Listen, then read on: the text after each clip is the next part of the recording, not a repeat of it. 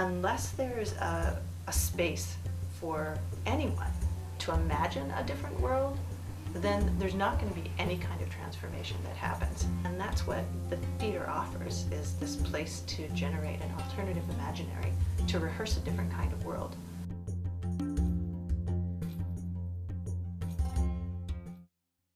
I'm Sonja Kuftinec, and I'm an associate professor in the History Literature program, an MA PhD program.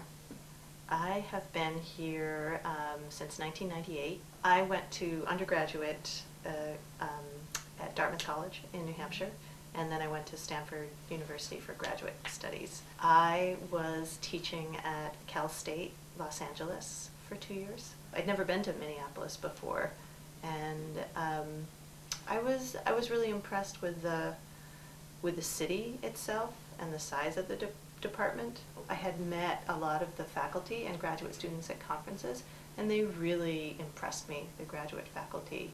For about 10 years I was working with youth in the Balkans, mostly Bosnia-Herzegovina, also Croatia and Serbia, and using theater as a site for them to reconnect with each other after 10 years of a really vicious internecine war. And then I started working with a group, American youth organization called Seeds of Peace, and using theater as a technology for bringing the youth together in different kinds of encounter situations and dialogue groups. So a lot of the research was partly about creating the work with the youth and then trying to think through what's happening to create these spaces of conflict.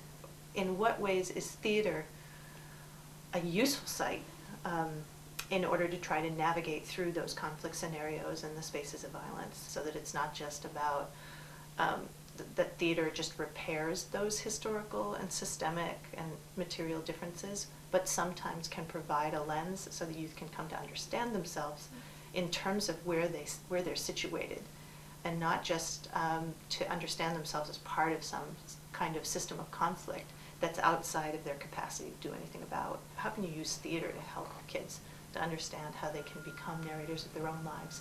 Not just how to ask questions and break things down, but how to build things up.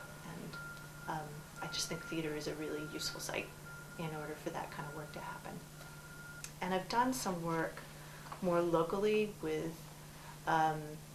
mostly trying to get university students to connect with the different kinds of organizations that are working in the Twin Cities. So getting college students to be placed in those relationships to understand how to become artists as teachers, and not just artists as creators and interpreters of texts, but as facilitators of different kinds of group experiences.